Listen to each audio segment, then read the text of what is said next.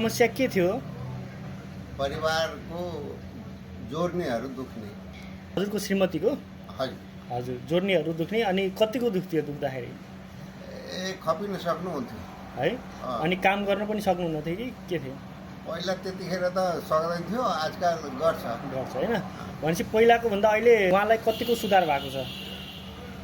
मेरो हिसाबले मैले बुझेसम्ममा मलाई लाग्छ करिब करिब त्यो ठिकै भइसके जस्तो छ। अब कहिलेकाहीँ हो विकनेस त भइहाल्छ। ए हजुर, भनेपछि पहिलाभन्दा ठिकै भइसक्यो जस्तो छ होइन त?